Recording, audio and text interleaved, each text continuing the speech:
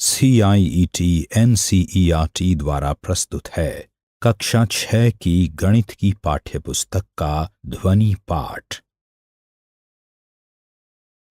अध्याय 2 पूर्ण संख्याएं, पृष्ठ 29। 2.1 भूमिका। जैसा कि हम जानते हैं, जब हम गिनना प्रारंभ करते हैं तब हम 1, 2, 3, 4 आदि का प्रयोग करते हैं। जब हम गिनती प्रारंभ करते हैं, ये हमारे सम्मुख प्राकृतिक रूप से आती हैं। इसीलिए गणितज्ञ इन गणन यानी गिनती गिनने वाली संख्याओं काउंटिंग नंबर्स को प्राकृत संख्याएं यानी नेचुरल नंबर्स कहते हैं। पूर्ववर्ती और परवर्ती। दी हुई एक प्राकृत संख्या में अगर 1 जोड़ दें तो आप अगली प्राकृत संख्या प्राप्त कर सकते हैं, अर्थात आप उसका परवर्ती यानी सक्सेसर प्राप्त कर लेते हैं। 16 का परवर्ती 16 जमा 1 बराबर 17 है। 19 का परवर्ती 19 जमा 1 बराबर 20 है, और इस प्रकार आगे भी चलता रहेगा। संख्या 16 संख्या 17 से ठीक पहले आती है। हम कहते हैं कि 17 का पूर्ववर्ती यानी प्रीडिसेसर 17 घटा 1 बराबर 16 है। 20 का पूर्ववर्ती 20 घटा 1 बराबर 19 है, इत्यादि। प्रयास कीजिए। 1 19 1997 12000 49 100000 244 0701 100199 और 208090 के पूर्ववर्ती और परवर्ती लिखिए। 2. क्या कोई ऐसी प्राकृत संख्या है जिसका कोई पूर्ववर्ती नहीं है? 3. क्या कोई ऐसी प्राकृत संख्या है जिसका कोई परवर्ती नहीं है? क्या कोई अंतिम प्राकृत संख्या है? संख्या 3 का एक पूर्ववर्ती है और एक परवर्ती है। 2 के बारे में आप क्या सोचते हैं? इसका परवर्ती 3 है और पूर्ववर्ती 1 है। क्या 1 के परवर्ती और पूर्ववर्ती दोनों हैं? पृष्ठ 30। हम अपने स्कूल के बच्चों की संख्या को गिन सकते हैं। हम किसी शहर में रहने वाले व्यक्तियों की संख्या को भी गिन सकते हैं। हम भारत में रहने वाले व्यक्तियों की संख्या को गिन सकते हैं। संपूर्ण विश्व के व्यक्तियों की संख्या को भी गिना जा सकता है। हो सकता है कि हम आकाश यानी आसमान में स्थित तारों या अपने सिर के बालों की संख्या को गिन न पाएं, परंतु यदि हम इन्हें गिन पाएं तो इनके लिए भी कोई संख्या अवश्य होगी। फिर हम ऐसी संख्या में 1 जोड़कर उससे बड़ी संख्या प्राप्त कर लेते हैं। ऐसी स्थिति में हम 2 व्यक्तियों के सिरों के कुल बालों की संख्या तक को लिख सकते हैं। अब ये शायद स्पष्ट है कि सबसे बड़ी कोई प्राकृत संख्या नहीं है। उपरोक्त प्रश्नों के अतिरिक्त हमारे सम्मुख अनेक अन्य प्रश्न आते हैं जब हम प्राकृत संख्याओं के साथ कार्य करते हैं। आप ऐसे कुछ प्रश्नों के बारे में सोच सकते हैं और अपने मित्रों के साथ उनकी चर्चा कर सकते हैं। आप इन प्रश्नों में से अनेक के उत्तरों को संभवतः ज्ञात नहीं कर पाएंगे। 2.2 पूर्ण संख्याएं। हम देख चुके हैं कि प्राकृत संख्या 1 का कोई पूर्ववर्ती नहीं होता है। प्राकृत संख्याओं के संग्रह यानी कलेक्शन में हम 0 को 1 के पूर्ववर्ती के रूप में सम्मिलित करते हैं। प्राकृत संख्याएं 0 के साथ मिलकर पूर्ण संख्याओं यानी होल नंबर्स का संग्रह बनाती हैं। प्रयास कीजिए। 1. क्या सभी प्राकृत संख्याएं पूर्ण संख्याएं भी हैं? 2. क्या सभी पूर्ण संख्याएं प्राकृत संख्याएं भी हैं? 3. सबसे छोटी पूर्ण संख्या कौन सी है? 4. सबसे बड़ी पूर्ण संख्या कौन सी है? अपनी पिछली कक्षाओं में आप पूर्ण संख्याओं पर सभी मूलभूत संक्रियाएं जैसे जोड़, व्यवकलन, गुणा और भाग यानी विभाजन करना सीख चुके हैं। आप ये भी जानते हैं कि इनका प्रश्नों को हल करने में किस प्रकार अनुप्रयोग किया जाता है। आइए इन संक्रियाओं को एक संख्या रेखा पर करें, परंतु ऐसा करने से पहले आइए ज्ञात करें कि संख्या रेखा क्या होती है। 2.3 संख्या रेखा। एक रेखा खींचिए, इस पर एक बिंदु अंकित कीजिए। इस बिंदु को शून्य नाम दीजिए। शून्य के दाईं ओर एक अन्य बिंदु अंकित कीजिए, इसे 1 नाम दीजिए। पृष्ठ 31। शून्य और 1 से नामांकित इन बिंदुओं के बीच की दूरी एक मात्रक दूरी यानी यूनिट डिस्टेंस कहलाती है। इसी रेखा पर 1 के दाईं ओर एक मात्रक दूरी पर एक बिंदु अंकित कीजिए और 2 से नामांकित कीजिए। इसी विधि का प्रयोग करते हुए संख्या रेखा पर एक एक मात्रक दूरी पर बिंदुओं को 3, 4, 5 इत्यादि से नामांकित करते रहिए। आप दाईं ओर किसी भी पूर्ण संख्या तक जा सकते हैं। यहां दी हुई रेखा पूर्ण संख्याओं के लिए संख्या रेखा है। यहां एक संख्या रेखा का चित्र दिया गया है जिस पर 0, 1, 2 से लेकर 7 तक की संख्याएं दी गई हैं। बिंदु 2 और 4 के बीच की दूरी क्या है? निश्चित रूप से ये दूरी 2 मात्रक है। क्या आप बिंदु 2 और 6 तथा 2 और 7 के बीच की दूरियों को बता सकते हैं? संख्या रेखा पर आप देखेंगे कि संख्या 7 संख्या 4 के दाईं ओर स्थित है और संख्या 7 संख्या 4 से बड़ी है, अर्थात 7 4 से बड़ा है। संख्या 8 संख्या 6 के दाईं ओर स्थित है और 8 6 से बड़ा है। इन प्रेक्षणों के आधार पर हम कह सकते हैं कि 2 पूर्ण संख्याओं में से वो संख्या बड़ी होती है जो संख्या रेखा पर अन्य संख्या के दाईं ओर स्थित होती है। हम ये भी कह सकते हैं कि बाईं ओर की पूर्ण संख्या छोटी होती है। उदाहरणार्थ 4 9 से छोटा है, 4 9 के बाईं ओर स्थित है। इसी प्रकार 12 5 से बड़ा है, 12 5 के दाईं ओर स्थित है। आप 10 और 20 के बारे में क्या कह सकते हैं? 30, 12 और 18 की संख्या रेखा पर स्थितियां देखिए। कौन सी संख्या सबसे बाईं ओर स्थित है? क्या आप 1005 और 9756 में से बता सकते हैं कि कौन सी संख्या दूसरी संख्या के दाईं ओर स्थित है? संख्या रेखा पर 12 के परवर्ती और 7 के पूर्ववर्ती को दर्शाइए। संख्या रेखा पर योग। पूर्ण संख्याओं के योग को संख्या रेखा पर दर्शाया जा सकता है। आइए 3 और 4 के योग को देखें। यहां एक संख्या रेखा दी गई है जिस पर 0 से 7 तक की संख्याएं दी गई हैं। तीर के सिरे पर बिंदु 3 है। 3 से प्रारंभ कीजिए। चूंकि हमें इस संख्या में 4 जोड़ना है, इसलिए हम दाईं ओर 4 कदम 3 से 4, 4 से 5, 5 से 6 और 6 से 7 चलते हैं, जैसा कि यहां दिखाया गया है। चौथे कदम के अंतिम तीर के सिरे पर बिंदु 7 है। इस प्रकार 3 और 4 का योग 7 है, अर्थात 3 जमा 7 बराबर 7 है। प्रयास कीजिए। संख्या रेखा का प्रयोग करके 4 जमा 5, 2 जमा 6, 3 जमा 5 और 1 जमा 6 को ज्ञात कीजिए। पृष्ठ 32। व्यवकलन यानी घटाना। 2 पूर्ण संख्याओं के व्यवकलन को भी संख्या रेखा पर दर्शाया जा सकता है। आइए 7 घटा 5 ज्ञात करें। यहां संख्या रेखा पर 0 से 7 तक की संख्याएं दी गई हैं।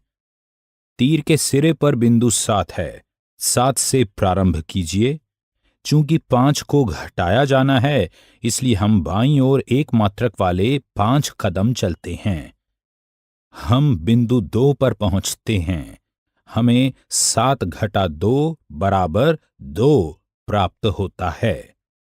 प्रयास कीजिए। संख्या रेखा का प्रयोग करके 8 घटा 3, 6 घटा 2 और 9 घटा 6 ज्ञात कीजिए। गुणन यानी गुणा।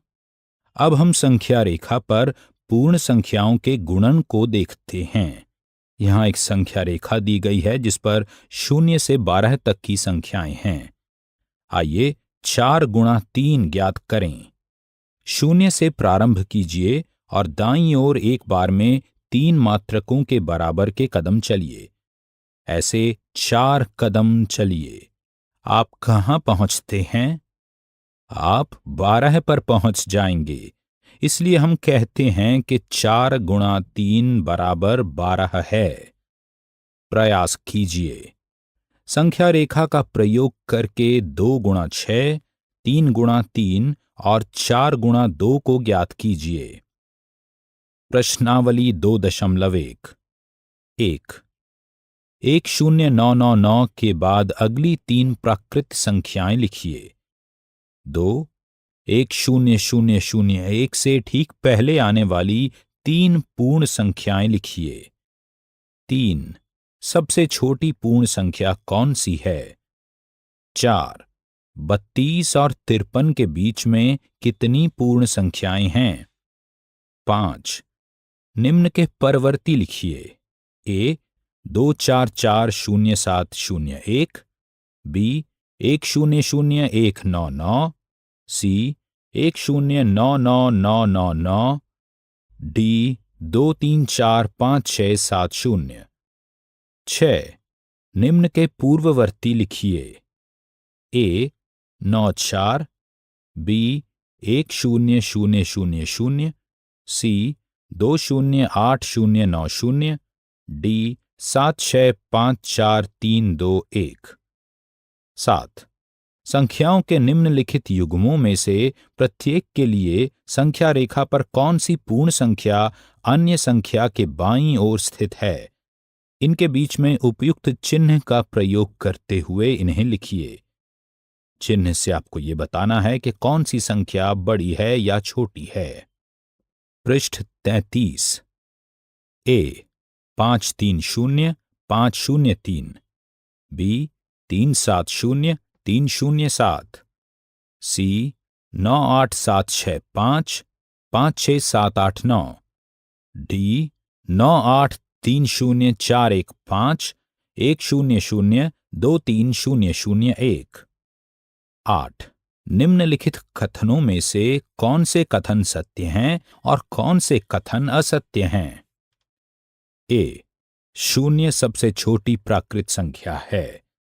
बी 400 संख्या 300 का पूर्ववर्ती है। सी 0 सबसे छोटी पूर्ण संख्या है। डी 600 संख्या 599 का परवर्ती है। ई सभी प्राकृत संख्याएं पूर्ण संख्याएं हैं। एफ सभी पूर्ण संख्याएं प्राकृत संख्याएं हैं। जी 2 अंकों की पूर्ण संख्या का पूर्ववर्ती 1 अंक की संख्या कभी नहीं हो सकती है। एच 1 सबसे छोटी पूर्ण संख्या है। आई प्राकृत संख्या 1 का कोई पूर्ववर्ती नहीं होता। जे पूर्ण संख्या 1 का कोई पूर्ववर्ती नहीं होता। के पूर्ण संख्या 13 संख्याओं 11 और 12 के बीच में स्थित है। एल पूर्ण संख्या 0 का कोई पूर्ववर्ती नहीं होता। एम 2 अंकों की संख्या का परवर्ती सदैव 2 अंकों की एक संख्या होती है। 2.4 पूर्ण संख्याओं के गुण। जब हम पूर्ण संख्याओं पर होने वाली विभिन्न संक्रियाओं को निकटता से देखते हैं तो उनमें अनेक गुण देखने को मिलते हैं। इन गुणों से हमें इन संख्याओं को अच्छी प्रकार से समझने में सहायता मिलती है। साथ ही ये गुण कई संक्रियाओं को बहुत सरल भी बना देते हैं। इन्हें कीजिए। आपकी कक्षा के प्रत्येक विद्यार्थी को कोई भी 2 पूर्ण संख्याएं लेकर उन्हें जोड़ने को कहा जाए। क्या परिणाम सदैव एक पूर्ण संख्या आता है? आपके योग इस प्रकार के हो सकते हैं। 7 + 8 = 15 है। एक पूर्ण संख्या। 5 जमा 5 बराबर 10, एक पूर्ण संख्या। 0 जमा 15 बराबर 15, एक पूर्ण संख्या। डैश जमा डैश बराबर डैश, डैश जमा डैश बराबर डैश।